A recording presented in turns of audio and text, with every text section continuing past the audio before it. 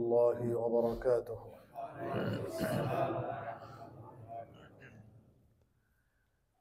الحمد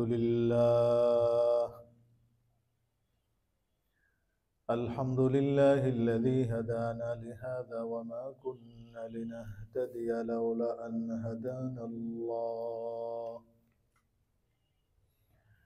الحمد لله الذي خلق الموت والحياة ليبلوكم أيكم أحسن عملا. الحمد لله الذي خلق الإنسان وعلمه البيان. وأشهد أن لا إله إلا الله وحده لا شريك له، الذي يعلم ما كان وما يكون وما يسرون وما يعلنون. وأشهد أن سيدنا ونبينا وشفيعنا وحبيبنا ومولانا محمد صلى الله عليه وعلى آله وأصحابه وبارك وسلم تسليما كثيرا. أما بعد، فقد قال الله تعالى في محكم تنزيله حيث قال الله عز وجل: سبحان الذي أسرى بعبده ليلا من المسجد الحرام إلى المسجد الأقصى الذي باركنا حوله لنريه من آياتنا إنه هو السميع البصير. وقال الله عز وجل: قال رب أرني أنظر إليك قال لن تراني. وقال الله عز وجل: فلما تجلى ربه للجبل جعله دكا وخر موسى صاعقا. وقال النبي صلى الله عليه وسلم في رواية عن سعيد بن خدر رضي الله عنه أنه قال: قال رسول الله صلى الله عليه وسلم: الرجب شهر الله، من أكرم شهر الله أكرمه الله في الدنيا والآخرة. وقال النبي صلى الله عليه وسلم: إذا دخل رجب قال: اللهم بارك لنا في رجب وشعبان وبلغنا رمضان. وقال النبي صلى الله عليه وسلم: من أدرك شهر رجب فغسل في أوله وأوسطه وآخره خرج من ذنوبه كيوم ولدته أمه.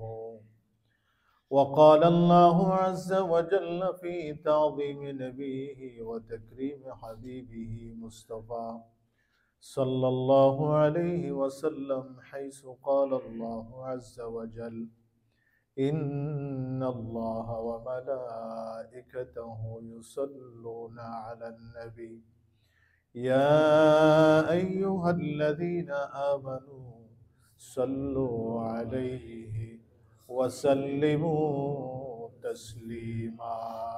اللهم صل على مولانا محمد وعلى آل سيدنا مولانا নবীর নামে যারা দিল ভাই এ জগতে কান্দে না, রোজা হাসরে বাইগন তারা নবীর দেখা পাবে না। আল্লাহুম্মা সাল্লি আলা سيدنا مولانا وعلى آل سيدنا مولانا لا إله إلا الله لا إله إلا الله لا إله إلا الله لا إله إلا الله لا إله إلا الله محمد رسول الله صلى الله عليه وسلم মুআজ্জাজ মুহতারাম বাংলাদেশের ঐতিহ্যবাহী বখতিয়ার মাহি সওয়ারের বংশধর রাজধানী ঢাকার আজিমপুর ঐতিহাসিক দায়রা শরীফের বাবা দায়েম রহমতুল্লাহ আলাইহি এর প্রতিষ্ঠিত আজিমপুর দায়রা শরীফে আজকে পবিত্র রজব মাসের দ্বিতীয় শুক্রবারে আল্লাহ পাকের নির্দেশ মোতাবেক রাসূল আকরাম সাল্লাল্লাহু আলাইহি ওয়াসাল্লামের সুন্নতকে অনুসরণ করে মসজিদে এসে পাক পবিত্র হয়ে জুম্মার নামাজ আদায়ের জন্য আল্লাহ পাক আমাদেরকে কবুল করেছেন, আসার ব্যবস্থা করেছেন। শুকরিয়া দেন, সকলে বলি আলহামদুলিল্লাহ।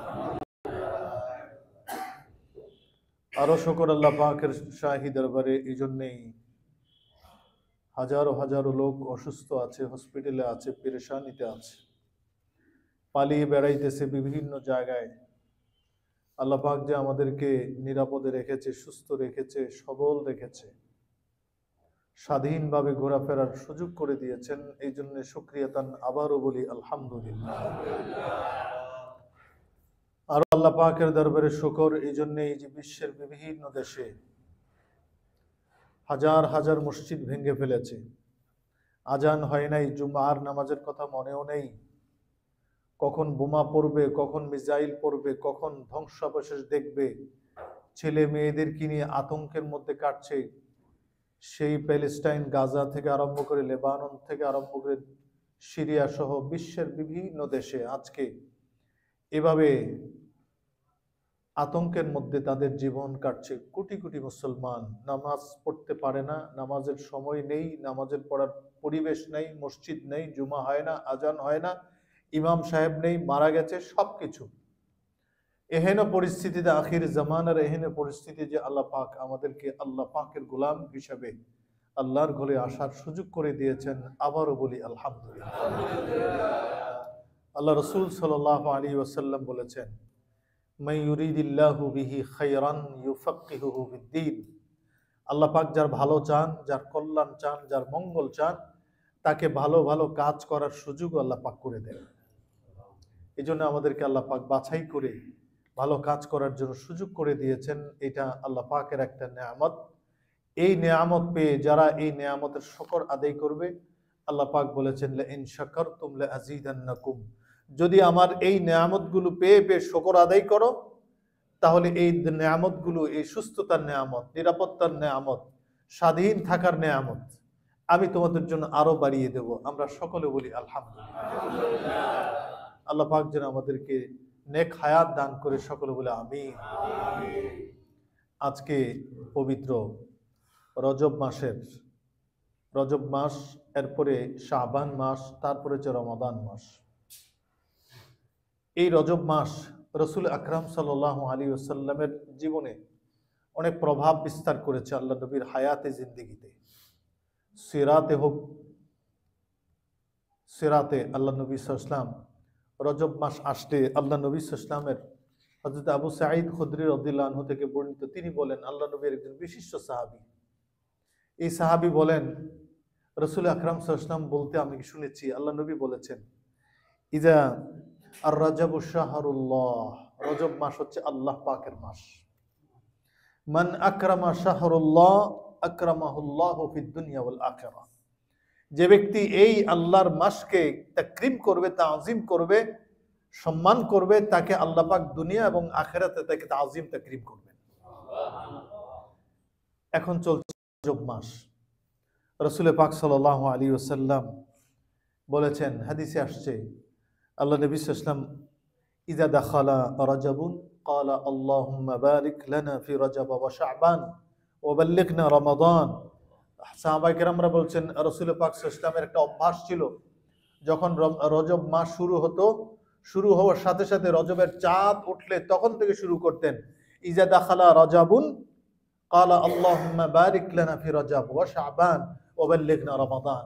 আল্লাহ, রজব মাস চলে এসেছে, আল্লাহ এই রজব মাসে আমাকে বরকত দেন, শাবান মাসে আমাকে বরকত দেন এবং রমজান মাস পর্যন্ত আমাকে পৌঁছিয়ে দেন। আল্লাহ নবীর ইচ্ছা হলো, হাদিসের ব্যাখ্যা আসছে, আল্লাহ নবীর একান্ত ইচ্ছা ছিল এই রজব মাস কোন রকমের বরকতের সাথে যদি পার করতে পারি, শাবান মাসটা বরকতের সাথে পার করতে পারি, তা কোন রকমে যদি রমজান মাসে পৌঁছে যাই, রমজান মাসে গিয়ে যদি মরেও যাই তাহলেও কোনো অসুবিধা নেই, আমাকে যেন আল্লাহ পাক রমজান মাস পর্যন্ত পৌঁছিয়ে দেয়। আমরাও আল্লাহর কাছে এই প্রতিনিয়ত এই রজব মাস, রমাদান, শাবান মাস আমরা দোয়া করি আল্লাহর কাছে। আমরা সকলে আমার সাথে একবার হলো বলি, আল্লাহুম্মা বারিক লানা ফি রাজাব ওয়া শাবান ওয়া বাল্লিগনা রমাদান। আল্লাহুম্মা বারিক লানা ফি রাজাব ওয়া শাবান ওয়া বাল্লিগনা রমাদান। এই দোয়াটা সকালে, বিকালে, রাতে ইচ্ছা করলে পড়বেন। আমার নবী পড়তেন। আমার নবী বলেছেন, قال النبي صلى الله عليه وسلم من احب সুন্নতি فقد احبني। আমি যে কাজটা করেছি, যে এই মহব্বত করে কাজটা করলো, সে আমার নবীকে মহব্বত করলো। শুক্রবার দিনে নখ কাটা সুন্নত, আমার নবীর সুন্নত। শুক্রবার দিনে গোসল করা আমার নবীর সুন্নত। শুক্রবার দিনে একবার হলো সূরা কাহাফ আদায় করা, এটা আমার নবীর সুন্নত। আমার নবীকে মহব্বত করে দিল দিয়ে, অন্তর দিয়ে শুক্রবারে এই আমলটা শুরু করেন না, নখ কাটবেন, তারপরে যা যা করা আছে এই সুন্নতগুলো একটা একটা করে। আমার নবী বলেছেন, মান আহাব্বা সুন্নতি ফাকাদ আহাব্বানি।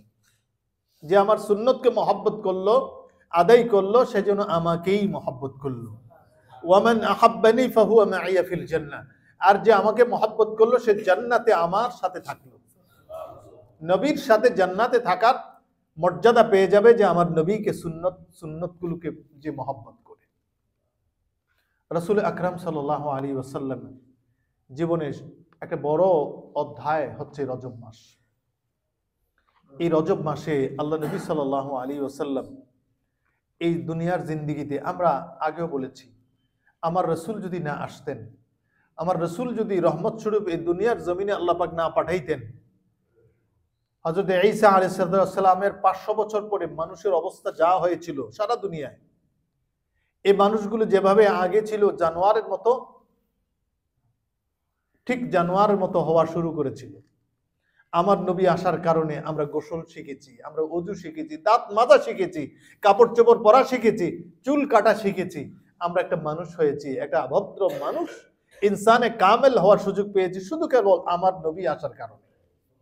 আমার যদি নবী না আসতেন, এখনো বিভিন্ন জঙ্গলে, বনে, সাগরের ভিতরে এখনো কিছু দ্বীপ আছে, ওই দ্বীপের গুলোর মধ্যে এখনো বন মানুষ এখনো আছে, সেগুলোর দিকে তাকিয়ে থাকেন। আমরা আমার নবী না আসলে, নবীর সুন্নত না পাইলে, নবীর দিক নির্দেশনা না পাইলে আমরা এখনো সেই জানোয়ার হিসেবে আমরা থাকতাম। কোথায় নারী, কোথায় পুরুষ, কে মানুষ, কে মহিলা, এগুলো কেউ থাকতো না। যে যেখানে পারে কুকুরের মতো, জানোয়ারের মতো ব্যবহার শুরু করে দিত। আমার নবীর কারণে আমরা দিনকে পেয়েছি, সুন্নতকে পেয়েছি, ঈমান পেয়েছি, আমল পেয়েছি, জান্নাতের রাস্তা পেয়েছি। এজন্য আমরা আখেরি নবীর উম্মত হিসেবে আমরা সকলে ভাগ্যবান এবং আমাদের নসিব ভালো, কদর ভালো, ভাগ্য ভালো। এজন্য শুকরিয়া তান সকলে বলি আলহামদুলিল্লাহ। এই আখিরি নবী, দু জাহানের নবী, সাইয়্যিদুল মুরসালিন, ইমামুল মুত্তাকিন আহমদ মুস্তফা মুহাম্মদ মুস্তফা সাল্লাল্লাহু আলাইহি ওয়াসাল্লাম এই জমিনের মধ্যে 63 বছর 4 মাস 11 দিন ছিলেন। এই 63 বছরের মধ্যে 40 বছর আগ পর্যন্ত, 40 বছর পর্যন্ত আনুষ্ঠানিকভাবে নবুয়ত পান নাই। 40 থেকে 63 বছরে 11 মাস পর্যন্ত আনুষ্ঠানিকভাবে নবুয়ত পেয়েছেন। নবী হিসাবে জমিনের মধ্যে ছিলেন। আল্লাহ নবী সাল্লাল্লাহু আলাইহি ওয়াসাল্লাম বলেছেন, কুনতু নবিয়্যান ওয়া আদামু বাইনার রূহি ওয়াল জাসাদ। আল্লাহ নবী বলে গেছেন যে আমি তখনও নবী ছিলাম যখন আদমের রূহ এবং শরীরের মধ্যে রূহ ছিল, তখন আমি নবী ছিলাম। আমার নবী কোনো নিজের থেকে কথা বলতেন, আল্লাহ পাক যেটা বলতেন সেটাই বলতেন। আল্লাহ পাক যেটা বলাইতেন মুখ দিয়ে, মা ইয়ানতিকু আনিল হাওয়া ইন হুয়া ইল্লা ওয়াহিয়ুহা। আমার নবী মুখ দিয়ে কখনো কোনো কিছু বলতেন না যতক্ষণ না আল্লাহ পাক ওয়াহি দিয়ে মুখ দিয়ে বের না করান, ততক্ষণ কোনো কথা বলতেন না। এজন্য আমার নবী, আপনার নবী আখিরি নবী। 40 বছর বয়সে আমরা জানি নবুয়ত পেয়েছেন। 40 থেকে 63 বছর 11 মাস 4 দিন পর্যন্ত আমার নবী নবী হিসাবে, নবুয়ত হিসাবে, আখিরি নবী হিসাবে, সৈয়দুল মুরসালিন হিসাবে দুনিয়ার জমিনে অবস্থান করেছেন। এই 40 বছর জীবনে, এই 63 বছর লাস্টের নবুয়তের 63 বছর জীবনের 13 বছর ছিলেন আমার নবী, আপনার নবী মক্কার মুকাররমায়। 13 বছর পরে বাকি 10 বছর ছিলেন মদিনা মুনাওয়ারায়। প্রথম যে 13 বছর নবুয়তের জীবন, 13 বছরে আমার নবী প্রথম 1 বছর, 2 বছর, 3 বছর এভাবে হতে হতে 10 বছর চলে গেছে। আমার নবীর উপরে এত নির্যাতন, এত অসহনীয় নির্যাতন হয়েছে, ইজ্জতের হানি করেছে, বিভিন্ন ধরনের, যত ধরনের জুলম এবং নির্যাতন হতে পারে আমার নবীর উপরে আসছে। ক্রমে ক্রমে সাহাবায়ে কেরামদের সংখ্যা বাড়তে লাগলেন। নবী পাকের বয়স হয়ে গেছে তখন 47 বছর, নবুয়ত পেয়েছেন 7 বছর হয়ে গেছে। আমার নবীর সাথে কোনোভাবে পারছেন না। নবী পাককে বেয়াজ্জতি করার জন্য বিভিন্ন দেশে লোক পাঠিয়ে, আবু জাহেলরা, ইবনে মুগীরারা, আবু লাহাবেরা, বনি কুরাইশরা, ইবনে মুগীরারা দেশের বিভিন্ন এলাকায় এই মক্কা শরীফে আসে, সকলে হজ করতে, উমরা করতে। সকলের কাছে দূত পাঠিয়েছে যে এই মক্কায় আসবা, এসে কখনো একটা পাগল ছেলে আছে তার কাছে কখনো যাবা না, সে একটা মেন্টাল একটা পাগল, তার ছত্র ছায়া যাবে না, তাকে পাইলেও তার সাথে কথা বলবা না। বিভিন্ন দেশে, শামে, সিরিয়াতে, তারপর রোমে, বিভিন্ন দেশে লোক পাঠিয়ে দিয়েছে যে আমরা আসছি মক্কা শরীফ থেকে, বনি কুরাইশ থেকে। কে জন্য আসছেন? অনেক লোক আসছেন, সম্মান করেছে। একটা নিয়ে আসছি, তথ্য নিয়ে আসছি, সংবাদ নিয়ে আসছি। সেই সংবাদটা হলো মক্কায় একটা লোক পাগল হয়ে গেছে, তার নাম মোহাম্মদ। তোমরা যখন মক্কায় যাবা, ব্যবসায়ের কাজে হোক অথবা ওমরা হজ করতে হোক, তোমরা গিয়ে এই ছেলেটার সাথে, এই লোকটার সাথে সাক্ষাৎ করবা না, এই একটা নিরেট একটা পাগল হয়ে গেছে। সকল জায়গায় এই প্রচার করে দিয়েছেন, আফ্রিকা হোক, ইউরোপে হোক, সেই রোমে হোক, সিরিয়ায় হোক, পারস্যে হোক, সব জায়গায়। তখন এতটুকুই স্থলভাগ ছিল, এর বাহিরে মানুষের বসতি ছিল না। যে যতটুকু মানুষের বসতি ছিল, সব জায়গায় দূত পাঠিয়ে পাঠিয়ে এই তথ্যটা প্রচার করে দিয়েছে। সকল দেশের মানুষের ভিতরে একটা আগ্রহ জন্মাইল। এত টাকা খরচ করে মক্কা থেকে সেই রোমে আসছে, তুরস্কে আসছে, সেই সিরিয়ায় আসছে, সেই ইরানে আসছে, বাগদাদে আসছে, এত টাকা খরচ করে এই তথ্যটা দেওয়ার জন্য সকলের ভিতরে একটা আগ্রহ জেগেছে যে মক্কায় গিয়ে দেখি এই পাগলটার সাথে একটু কথা বলবই। তারা যেটা ভেবেছে যে এই পাগলটাকে খুঁজবে না, এসে সকলে এসে প্রথমেই মক্কা ঘরে যাওয়ার আগে এসেই বলে যে এই পাগলটা কোথায় থাকে তাকে দেখাও। এসে প্রথমেই পাগলটাকে, তাদের মুখের যে পাগল আছে, সে আমার নবী, আপনার নবী মুহাম্মদুর রাসূলুল্লাহ সাল্লাল্লাহু আলাইহি ওয়াসাল্লামের কাছে আগে গেছেন, গিয়ে কথা বলেছেন। কথা এত সুন্দর, আমার নবীর চেহারা এত সুন্দর, মুখের বাণী সুন্দর। আল্লাহ পাক বলছেন, ফাবিমা রাহমাতিন মিনাল্লাহি লিনতা লাহুম ওয়ালাউ কুনতা ফাযযান গালিযাল কলবি লানফাদ্দু মিন হাওলিক। আমার নবীকে আল্লাহ পাক প্রশংসা করেছেন। ও আমার নবী, ও আমার নবীর উম্মতেরা, আমার নবী যদি রাহমাতিন মিনাল্লাহি লিনতা লাহুম, তোমাদের মধ্যে যদি নম্রভাষী, ভদ্রভাষী, এত নরম ভাষী না হইতেন, তাহলে তোমরা চতুর্পাশে ছড়িয়ে ছিটিয়ে যে আমার নবী একজন নম্র, ভদ্র, মায়া করে, মহব্বত করে তোমাদের সাথে কথা বলে, এই জন্য দ্বীনের প্রচার হচ্ছে। আমার নবীর কাছে যখন এই চতুর্দিক থেকে এই লোকগুলো এসে পাগল নামক এই লোকটাকে খুঁজে খুঁজে যখন পেল, এই হচ্ছে সেই তাদের বর্ণিত পাগল, এই মোহাম্মদ রাসূলুল্লাহ। সকলে এসে কথা বলেছে, বলে দেখে যে যেই লোকগুলো আমাদের কাছে গিয়েছে তথ্য নিয়ে এই প্রচার করার জন্য, এরাই আসলে পাগল, এত ভালো লোক। আমরা শুনেছি তাওরাতে, ইনজিলে, জবুরে যে আখিরি নবী হবে, নবীর এই হবে, চেহারা হবে, এই আখলাক হবে, এই কথা হবে। আমরা তো দেখি এই মুহাম্মদের সাথে সব কিছু মিলে গেছে। এসে তারা বলেছে আমরা এখন মুহাম্মদের আখিরি নবীর অপেক্ষায় ছিলাম, সেই আখিরি নবী আমরা পেয়ে গেছি। এসেই প্রথম বায়াত হয়ে মুসলমান হয়ে এরপরে কাবাগর জিয়ারত করার জন্য গেছে। মক্কার কাফেররা হয়ে গেল যে এটা কি হলো, আমরা এত টাকা করে এই মুহাম্মদ রাসূলুল্লাহ সাল্লাল্লাহু আলাইহি ওয়াসাল্লাম থেকে জন্য চেষ্টা করলাম, কোনো সফল হচ্ছে না। ৪৭ বছর বয়স পর্যন্ত এই কাজ করতে করতে এরা পেয়ে গেছে, কোনো ক্রমে আমার নবী থেকে মানুষকে দূরে রাখতে পারছে না। এবার কি করবে?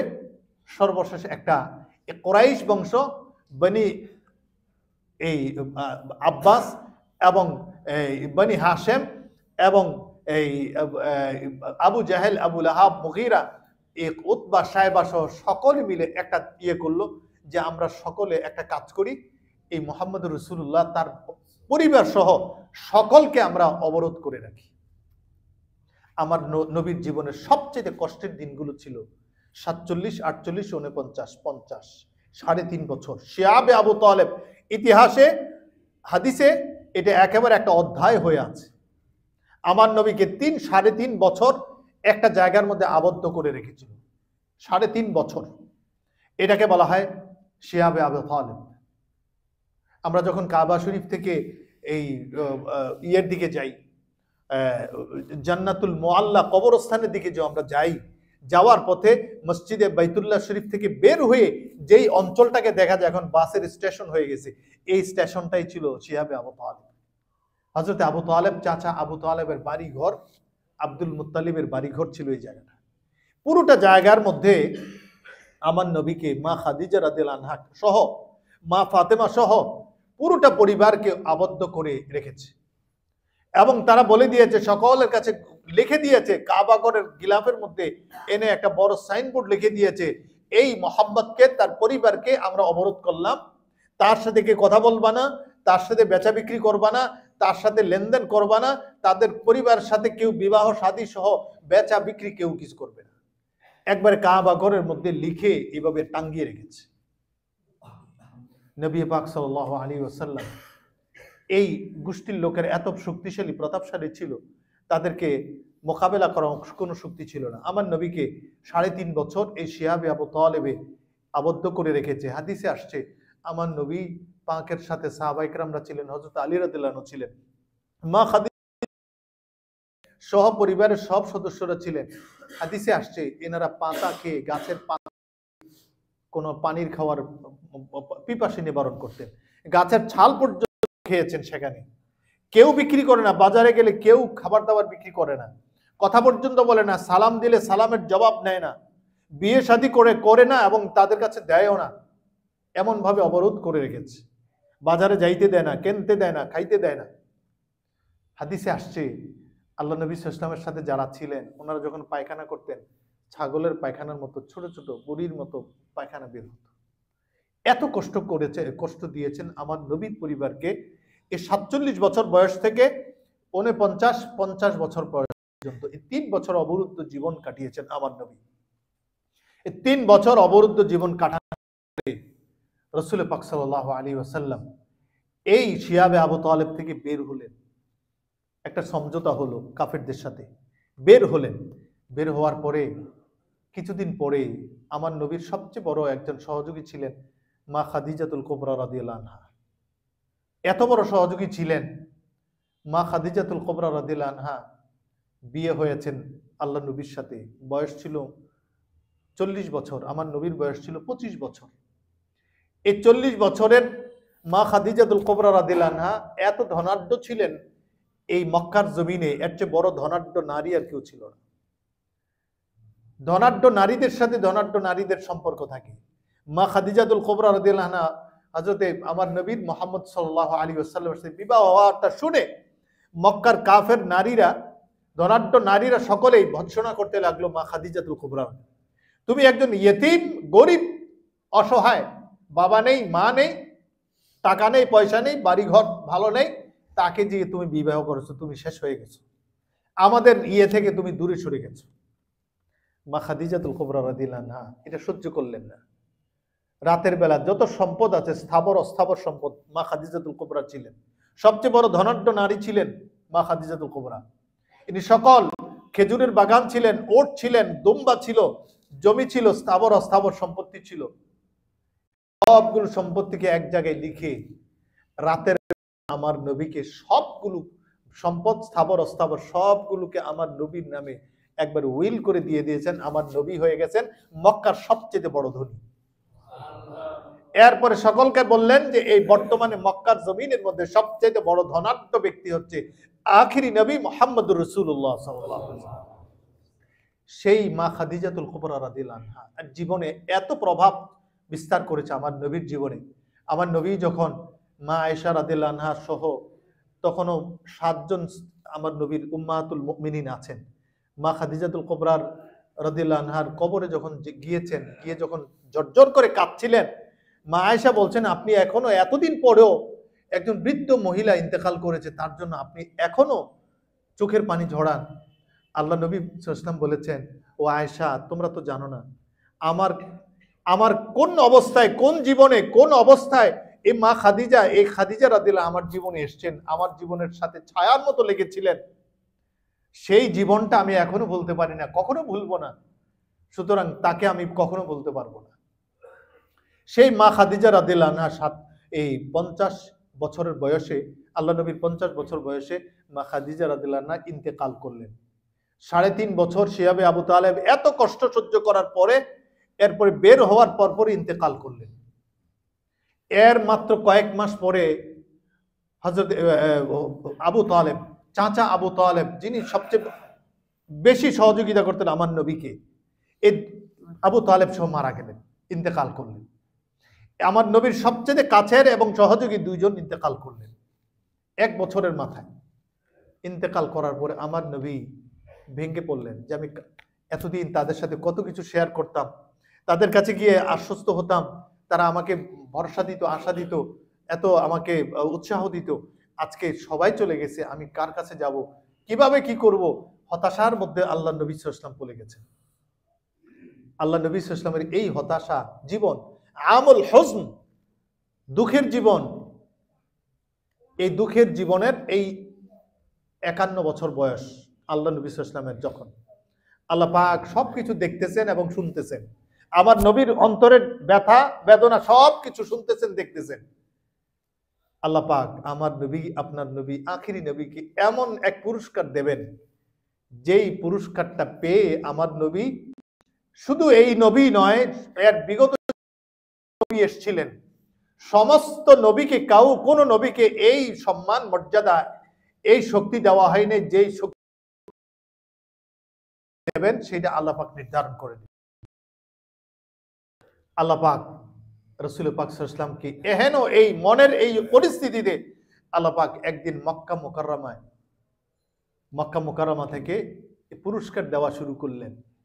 আল্লাহ পাক বলেন, সুবহানাল্লাযী আসরা বিআবদিহি লাইলাম মিনাল মাসজিদিল হারাম ইলাল মাসজিদিল আকসাল্লাযী বারাকনা হাওলাহু লিনুরিয়াহু মিন আয়াতিনা ইন্নাহু হুয়াস সামিউল বাসীর। আল্লাহ পাক বলেন, ও আমার নবী, ও আমার হাবিব, আপনি এত হতাশ হয়েন না, আপনার জন্য এমন পুরস্কার আসছে, আপনি সমস্ত নবীদের, সমস্ত মাখলুকাতের উপরে চলে যাবেন। আপনার মতো জমিনের মধ্যে, দুনিয়ার মধ্যে আর কেউ আসেও নাই, আসবেও না, কিয়ামত পর্যন্ত আসবে না। আপনাকে এমন পুরস্কার আমি অচিরেই আপনাকে দেব। আল্লাহ পাক এই মক্কার জমিন থেকে আল্লাহ পাক রাসূল আকরাম সাল্লাল্লাহু আলাইহি ওয়াসাল্লামকে নিয়ে গেলেন, একটা বোরাক নিয়ে আসলেন। বোরাক নামক একটা বাহন নিয়ে আসলেন, গাধার চাইতে আরেকটু ছোট। জিবরাইল ইসলাম বোরাক নিয়ে, গাধাটাকে নিয়ে এসছেন, বোরাকটাকে নিয়ে এসছেন। আল্লাহ নবী, ইয়া রাসূলুল্লাহ, আপনি ওঠেন, এটার উপর ওঠেন। গভীর রাতে নিয়ে এসছেন, ওঠেন আপনি। উঠে সেটার উপরে ওঠার পরে আল্লাহ জিবরাইল আলাইহিস সালাম ছিলেন ড্রাইভার, সেকে ড্রাইভ করে নিয়ে যাচ্ছেন মক্কার জমিন থেকে উপর দিয়ে যাচ্ছেন যাচ্ছেন যাচ্ছেন, যাইতে যাইতে মাঝখানে গিয়ে একটা সবুজ শ্যামল পাহাড় পর্বত ঘেরা একটা জায়গা দেখাইলেন। ইয়া রাসূলুল্লাহ, এইটা হবে আপনার আবাসস্থল, আপনার বাসস্থান। রাসূল পাক সাল্লাল্লাহু আলাইহি ওয়াসাল্লাম বললেন, আমি কি মক্কা থেকে বিতাড়িত হব? হ্যাঁ, আপনি অচিরে বিতাড়িত হবেন, হয়ে আপনার জায়গা হবে, বাসস্থান হবে এই জায়গায়। সেই মদিনা মুনাওয়ারার উপর দিয়ে যখন এই বোরাক যাচ্ছিল, নিচের দিকে চেয়ে এই সবুজ শ্যামল জায়গাটাকে দেখিয়ে পরিচিত করিয়ে চলে যাচ্ছে, আল্লাহ নবীর মনের মধ্যে ভয় আসলো, আহা, আমাকে মক্কার লোকেরা বের করে দিবে, আমি কিভাবে থাকবো, মদিনায় এসে আমার কোনো লোক নাই। এই চিন্তা করতে করতে চলতে চলতে সেই চলে গেলেন প্যালেস্টাইনের মসজিদ আকসা নামক স্থানে। সেখানে গিয়ে বোরাক নামলেন। নামার পরে আল্লাহ নবী সাল্লাল্লাহু আলাইহি ওয়াসাল্লাম মসজিদে ঢুকলেন। ঢুকে গিয়ে দেখেন সেখানে 1,24,000 মতান্তরের সমস্ত নবীদের সেখানে অবস্থান করছে, অপেক্ষা আছেন আখিরি নবী আসবেন, সাইয়্যিদুল মুরসালিন আসবেন, ইমামুল মুত্তাকিন আসবেন। আসলে পরে তিনার ইমামতিতে আমরা নামাজ পড়ব। সেখানে 2 রাকাত নামাজ আদায় করলেন। তখন ছিল তাহাজ্জুদের সময়। সেই 2 রাকাত নামাজ আদায় করলেন সমস্ত নবীদেরকে নিয়ে মসজিদ আকসা এর মধ্যে।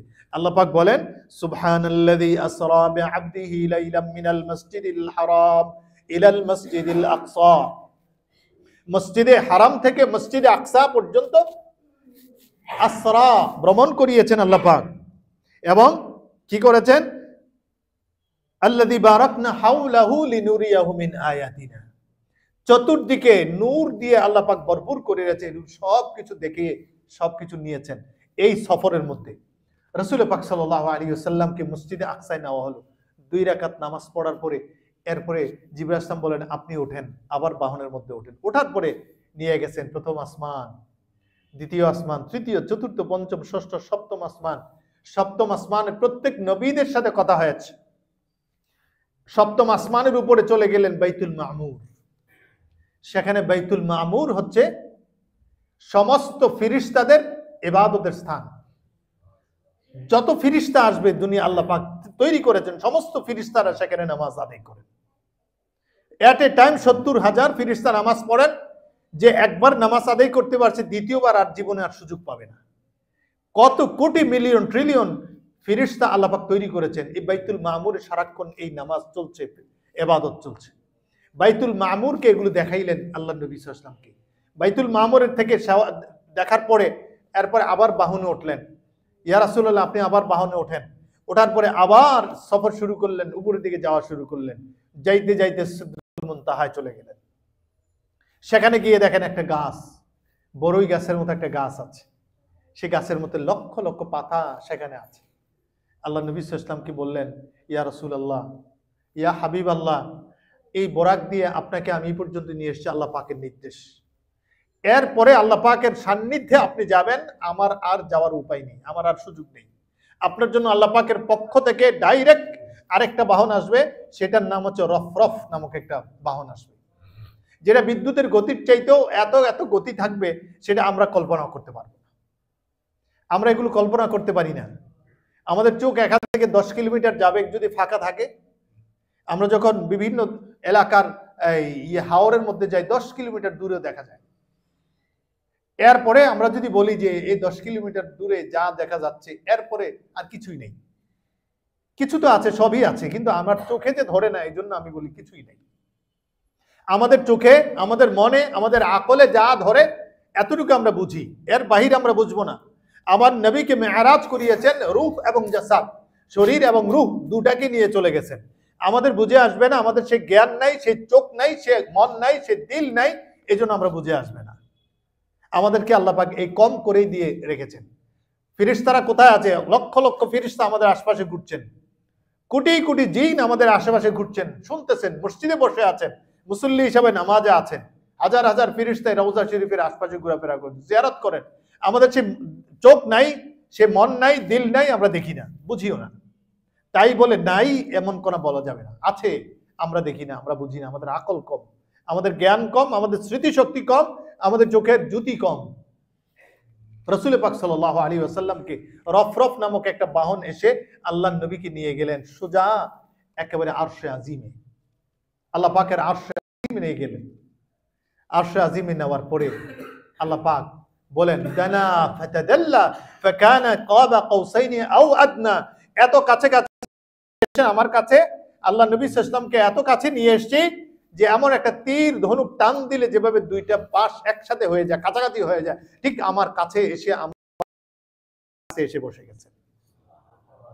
এমন চোখ আল্লাহ পাক দিয়ে দিয়েছেন, আমার আল্লাহ পাকের সাথে সরাসরি যোগ হয়ে গেছে। আল্লাহ নবী খুশি হয়ে গেছেন, আল্লাহ পাক খুশি হয়ে গেছেন আল্লাহ নবীকে পেয়ে। আল্লাহ নবী হাসতে হাসতে, কুদরতি হাসি, এগুলো আল্লাহ পাকের কুদরতি পা, কুদরতি শক্তি, কুদরতি কান, আল্লাহ পাক সবকিছু, এগুলো কুদরতি, আল্লাহ পাকের কুদরতি সব। আল্লাহ পাক জিজ্ঞেস করে, ও আমার হাবিব আপনি আসছেন, আমি খুশি হয়েছি, আপনি মেহমান হিসেবে আমার দরবারে এসছেন, আমার এই আরশে আজিমে আপনি এসছেন, কেউ আসতে পারে না, কোনো নবী আসতে পারে না, আপনি এসছেন, আমার জন্য কি হাদিয়া নিয়ে এসছেন? আল্লাহ নবী তো হতভম্ব হয়ে গেলেন, কি হাদিয়া নিয়ে আসবো? দুনিয়ার জীবনে কত ফল ফলাদি কত কিছু নিয়ে আসে, আমি আল্লাহ পাকের জন্য কি নিয়ে আসবো? আমার তো কিছু মনে ছিল না আমি কি নিয়ে আসবো। আল্লাহ নবী সাল্লাল্লাহু আলাইহি ওয়াসাল্লামের মনে একটা চলে আসলো, আল্লাহ আমি কি নিয়ে আসবো, তবে একটা জিনিস আমি নিয়ে এসেছি হাদিয়া হিসাবে। কি নিয়ে আসছেন ইয়া রাসূলুল্লাহ? আমি একটা জিনিস, আত-তাহিয়াতু লিল্লাহ ওয়াস-সালাতু ওয়াত-তাইয়্যিবাত। আল্লাহ আমি কি নিয়ে আসবো, আমার তো মনে নাই, আমি জানি না, বুঝি না কি নিয়ে আসবো, তবে একটা জিনিস নিয়ে আসছি, আত-তাহিয়াতু লিল্লাহ। দুনিয়ার যত সম্মান, যত মর্যাদা, যত অভিবাদন, যত ইস্তেকবাল, যত তাসলিম তাকরিম তাজিম আছে, সবকিছু লিল্লাহি, আল্লাহর জন্য।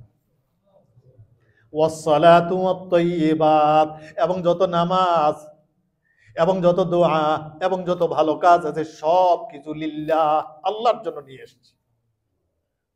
আল্লাহ পাক খুশি হয়ে গেছে, আমি যেটা চাইছি সেটাই পেয়ে গেছি হাদিয়া হিসাবে। আল্লাহ পাক এবার জবাব দেবেন আমার নবীকে, আসসালামু আলাইকা আইয়ুহান নবী। ও আমার নবী, আসসালামু আলাইকা, আপনার উপর আমার রহমত, বরকত, শান্তি বর্ষিত হোক। ওয়া আলা ইবাদিল্লাহিস সালিহিন, এবং আপনার যত সালেহীন বান্দা আসবে কিয়ামত পর্যন্ত সকলের উপরে আমার সালাম বর্ষিত হোক। আমার নবীও জবাব পেয়ে গেলেন, আল্লাহ পাকও হাদিয়া পেয়ে গেলেন। এই হাদিয়াগুলো আমরা এখন বহন করি, কিয়ামত পর্যন্ত যারা এগুলো পড়বে এরা ওই দলভুক্ত হয়ে যাবে। আমার আল্লাহ পাকের শান্তির দোয়ার দলভুক্ত এরা কিয়ামত পর্যন্ত এরা হয়ে যাবে। আমার নবী পাক সাল্লাল্লাহু আলাইহি ওয়াসাল্লাম এই মেরাজে নিয়ে গিয়েছিলেন। মেরাজ থেকে আল্লাহ পাক জান্নাতের নাজ নেয়ামত, জাহান্নামের শাস্তি সবকিছু দেখিয়েছেন। অনেক বড় কথা, সবকিছু দেখিয়ে দেখিয়ে আমার নবীকে মন তুষ্টি করে, মনে সাহস জুগিয়ে এরপরে দুনিয়ার জমিনে আবার নিয়ে এসছেন। আসার পরপরেই যখন কথা বললেন, বলার পরে মক্কার কাফেররা বলা শুরু করলো, এই মোহাম্মদ যে এতদিন বলছিলাম যে আসলে মাথা ঠিক নেই, পাগল, এখন বাস্তবে তোমরা দেখো পাগল, দেখো সে কি বলে, এখন দেখো। হযরতে আবু বকর সিদ্দিকের রাস্তায় পেলেন, ও আবু বকর, তোমার বন্ধু এই মোহাম্মদ সাল্লাল্লাহু আলাইহি ওয়াসাল্লাম, দেখো সে যে আসলে পাগল হয়ে গেছে। এখন সে নাকি এক রাতের মধ্যে মসজিদে আকসায় গেছে এবং আরশে আজিমে গেছে, ৭ আসমান ভেদ করে আল্লাহর কাছে গিয়ে সাক্ষাৎ করে এসেছে। এটা দেখো তোমার বন্ধু এর কি বলে।